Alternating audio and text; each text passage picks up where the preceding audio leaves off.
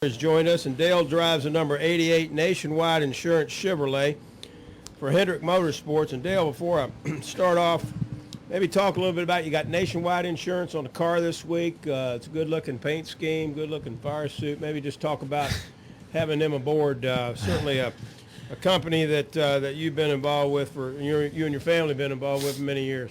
Yeah, I've been looking forward to getting this car out on the track. We've been working with Nationwide for a really long time, and it's a genuine relationship. And I've been, they've been insuring the vehicles I've drove since I've had my driver's license. And I could take you to the building in Kannapolis where we used to go to get the tags and all that stuff handled. So I'm pretty happy that to be able to work with companies that you can get excited about, and that the relationship feels genuine and real. So I feel real fortunate, to be honest with you, in that regard. But we've had a working relationship for the last couple of years. And everybody's seen the commercials if you watch a Nationwide race. And so, when I heard that they were a candidate to be a part of our Cup program, I was just really surprised and excited about that, to be able to continue that relationship and grow it. You work so hard in building these relationships with your partners, and when they have the ability to invest more into that relationship, and you can take that partnership and do better and bigger things with it, it's a real win success story. So I was glad that they were coming on to our Cup car, and then we started, I guess, some more dialogue began to happen with HMS about the possibility of actually getting on the car this year. And so here we are today. And, so I'm excited and looking forward to working with Nationwide and continuing that relationship and trying to make sure that it benefits both parties and that they enjoy the experience at the Cup level, and so it's going to be a lot of fun. I know those guys pretty well and already have a good working relationship with them, and it should be real comfortable and easy. Thank you, Dale. We appreciate it, and we'll take some questions now for Dale Earnhardt Jr. If you have one, raise your hand. Lewis, do you have a question? Go ahead. Let's get Lewis the microphone. Yeah, Lewis Franco Reuters. Congratulations. I'm sure you're happy for the job security next year. But as the chase approaches, do you and Steve, are you doing anything different than earlier this year? I don't know. You have to ask Steve. I'm not doing anything different really. Or last year we ran pretty decent during the season. I was pretty pleased with the way the car was, but once the chase began, we got better, and we ran better than we had all year in the chase. And I know that we learn a lot throughout the year, as far as we learn little things about the body of the car, and we learn little things about the chassis, and the engine department's always kind of improving things. And it seems like we're real good at, right when the chase begins, putting all those components in one car or several cars, and making all that work throughout the chase, and sort of putting our best foot forward kind of thing. I know all the teams have to be doing the same thing, but for whatever reason, last year and the year before, when we went into the chase, I thought our performance really improved. So I'm hoping we can do the same thing this year, and hopefully that'll be enough to get the job done. But as far as particulars, Steve probably has all kinds of things, being a crew chief, that he may think about differently or do differently to prepare the team differently for those races. Yep. We got Jeff Gluck, Claire B. Lang, and then Paul Woody right here on the front row. Jeff Gluck from USA Today. You said that they had sponsored, or they've been your insurance since you had your driver's license. So they didn't drop you when you wrecked your favorite truck when you were younger. And what happened with that? I've heard references to the story, but The truck? you flipped it or something?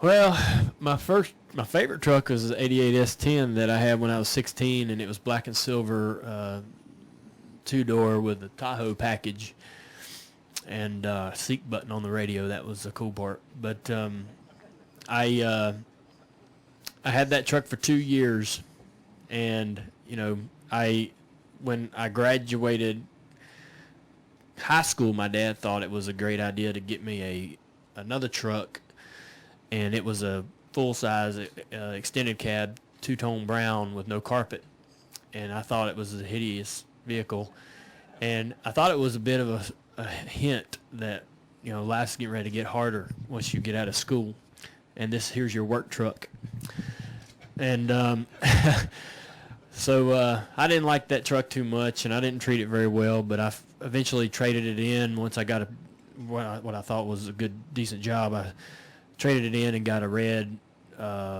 extended cab 91 S10, and was paying financed it for 5 years for $100, had a $100 payment, and had it for about 3 months, and I flipped it on Christmas morning driving to Mama's for the family reunion. And there was a little snow off the road, but not on the road. But I'd gotten a Walkman CD player for my sister with a tape adapter, and I was messing with that and drove it off the road and hit a driveway culvert and just flipped over like 6 or 7 times. It totaled the truck, and some people drove by, helped me out, and I called Dad on their cell phone, and he was at Mama's, and I said, I flipped my truck, need you to come get me. So and I wasn't about 4 miles from the farm on Highway 3, so he drove to the farm, got to roll back. And when he got there, the state patrolman got there. And so me and Dad loaded the truck up. Patrolman said, if y'all are good, I'm good. So we just took the truck home, and that was that. So I got some pretty good insurance on it and got me another truck. But, oh, man, I don't think anything survived. Yeah. Yeah. Luckily, I didn't get hurt. It was a pretty nasty spill. Let's go over here to Paul, and then we'll go in the back to Kyle. Keep your eyes on the road. That's what I can tell you. Dale, Paul Woody, Richmond Times-Dispatch.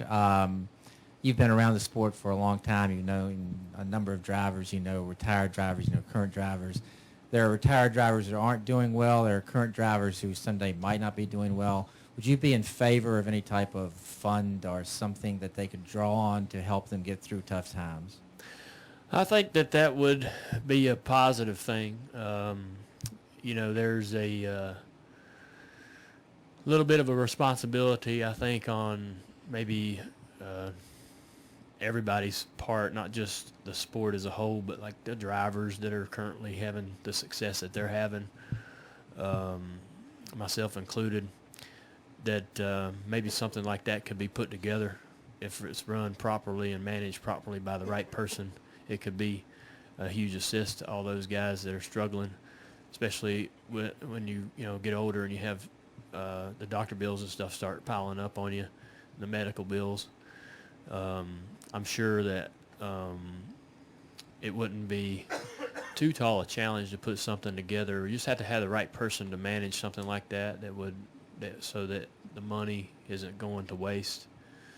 But yeah, I think it'd be a great thing. Let's go in the back, Kyle. Let's get Kyle and Mike, and then we'll come over here to our far left, Rebecca. Where are you, Rebecca? Way over here, and then we'll go to Jay Busby. Kyle McCurry, Fox 46 in Charlotte. You own nationwide teams, and now you're going to be driving the nationwide car. Just talk about being a nationwide owner and watching that sponsorship go to a single car team, and just what your thoughts are on that. Well, I think that when a sport gets involved or a sponsor gets involved with NASCAR to sponsor a series or a racetrack or be the official whatever, they're definitely trying to accomplish a unique set of goals, and they're, I think, a little different than the partnerships that you have with owners and the race cars themselves. And I don't think one is better than the other. I think that you just have a different agenda and you go, with what fits that agenda. And I believe that Nationwide has had a lot of success being partnership with NASCAR and the Nationwide Series, and I think Xfinity is going to have a good time over the next 10 years. I'm excited that the series seems to be in great hands, and being an owner in that series, I was very pleased to have that announcement come out. We want to continue being owners in that series. We want that series to be healthy and successful. I'd love to race in that series for the next several years and enjoy being a part of it. So all that was great, and I just think that Nationwide saw an opportunity to accomplish some new goals and different agenda, and it's on the Cup side. It's our responsibility to help them do that. But I think that this relationship was very successful for them, and I'm excited. I think Xfinity's going to really enjoy the next several years and what NASCAR and them can do together. Let's go right here to your left, Dale. Rebecca from CNN. Hi, I'm Rebecca Bear, CNN. I'm doing a story on your engineer, Alba, and I just want to know if you could tell me how her role as engineer is vital to your team's success. She's been around a long time, and her and my father, her and the whole team that my dad drove for at Richards were all great friends, and everybody had the highest respect for her. And always, she was the one person out of the Chevy group that I could see in their interaction with her that they respected a lot and really appreciated what she did for the race teams. I'd be making it up if I could tell you what all that is, but she's a great person, and she's been around for a very long time, and she's well respected in the garage among a lot of the people that's been here for a very long time. So I appreciate her. Yeah. Let's go to Jay Busby. There.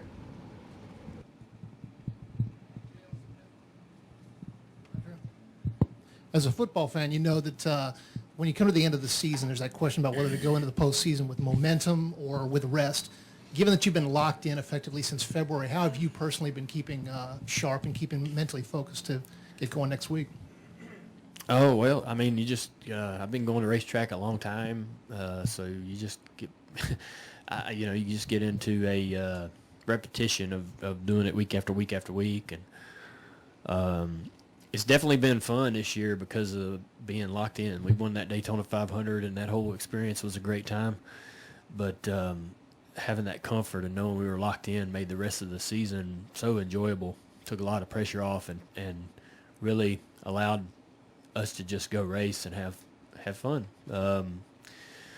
So it's about to get serious. It's about to get, to not sound too cliche, but it's about to get real again, where, you're going to have to buckle down and make every lap, every corner count, whether it's in practice or whatever. And not that you haven't been doing that, but I think it just, we haven't been riding around with a backpack full of pressure and the tension like you typically do in the old format. And that pressure and tension is about to climb back on the back of this team and all the other teams that when that chase starts. And some guys carry it very well, and some guys may struggle. But we've sort of been on a bit of a holiday since the Daytona 500. And I've enjoyed that. It's been a fun year. The cars have been great. Cars have been fast. Team's been in a great spirits, and we got a lot of good things to look forward to, obviously. But yeah, it's hopefully everything just goes good. We keep hearing from all our fans how this is the year, and we're going to do it this year, and we're going to win that championship. And man, that's what we want. And we'd love to be able to be the champion at the end of the year, and we're about to find out. Marty, do you have a question? Let's get the mic back to Marty, please. Thank you, sir. Marty Smith, ESPN. Junior, outside of the obvious, which is winning a championship, why does the chase matter to drivers and teams? What are the other reasons? Outside of being the champion, and the sponsors want to be on a car in the chase. So that I think about the things that I think about when you ask that question are the sponsors want to be in the chase, and they want that exposure, and that's super important. I wouldn't know how to measure it myself, but I imagine it's very, very important, and it's maybe frustrating to miss the cut, but for the teams, there's a lot of pride. There's a sense of pride in all the teams, the crew guys, just the group, the road guys. When you're not in that, small fraternity, it's you feel like a lesser of a team. You feel like you don't add up, or you got what's wrong with us.